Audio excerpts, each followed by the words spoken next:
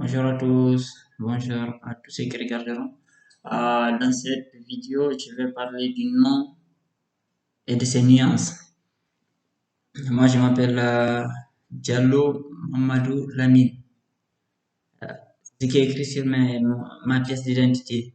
Mais en réalité, et lorsqu'on me dit mon nom, on dit Diallo, Diallo, mais en réalité, c'est pas exact parce que dans la culture Peul, comme je suis Peul, le nom, c'est le nom du clan ou de la lignée. Voilà, et parfois même le nom d'une tribu entière. Voilà, on dit Diallo, Diallo, il y a des Noirs en France qui sont ici depuis des générations, qui s'appellent Diallo. Il y a des gens du Cameroun qui peuvent s'appeler Diallo, du Nigeria qui peuvent s'appeler Diallo. C'est quelque chose de très répandu. C'est le nom d'un clan. Et lorsque, en fait, les Européens, on est entré dans la culture européenne, euh, parce qu'il n'y avait pas ce concept de nom de famille. Donc, en européanisant le nom de clan a été relégué comme nom de famille, mais ce n'est pas exact. Par exemple, moi personnellement, si je veux voir mon nom c'est Mohamed. Voilà, parce que mon père s'appelle Ahmad. Ahmad, ça équivaut à Mohamed. Mon grand-père s'appelait Mohamed. Mohamed Saliou. Mon arrière-grand-père s'appelait Mohamed Lamine.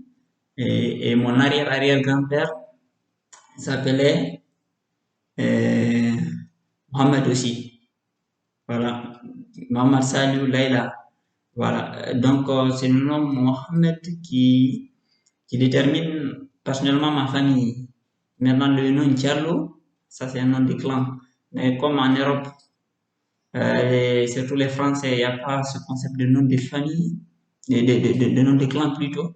Du coup, ils ont pris le nom de clan comme nom de famille. Voilà. Après, il y a le nom de famille. Le nom de famille, généralement, on le considère comme étant le nom de la personne. Mais en fait, c'est pas ça. C'est le nom de sa famille, ou bien qui lui vient de sa famille, mais c'est pas son nom. Voilà. Si on veut voir ontologiquement, ou plutôt philosophiquement, mais précisément parlant, le nom d'une personne, c'est pas son nom de famille. Ça, c'est la famille qui lui a donné son nom. Voilà. Il est né, lorsqu'il est né, il n'avait pas ce nom-là. Ce nom lui a été donné par sa famille, par induction. Et après, il y a eu le prénom qui a été rajouté par des gens extérieurs à lui. Voilà. On l'a qualifié. Les prénoms sont généralement des qualificatifs qui lui sont venus des gens qui l'ont baptisé.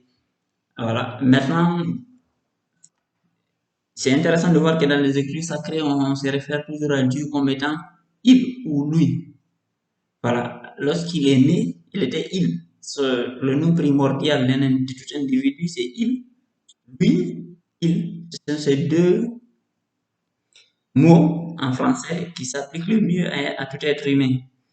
Dans la langue française en tout cas. Voilà. Fondamentalement, essentiellement, je suis il ou lui.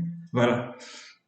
Maintenant, lorsqu'on parle du nom, normalement, le nom se réfère à la fonction de l'individu en tant que entité euh, existante.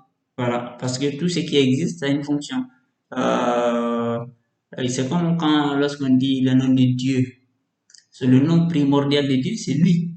Parce que même chez les musulmans, quand ils parlent de Dieu, ils disent lui, Allah, il est telle chose. Ben, il, on se réfère toujours à lui en tant il avant même le nom dit Allah. Voilà. Essentiellement, c'est ces deux mots-là qui s'appliquent le plus à l'être humain.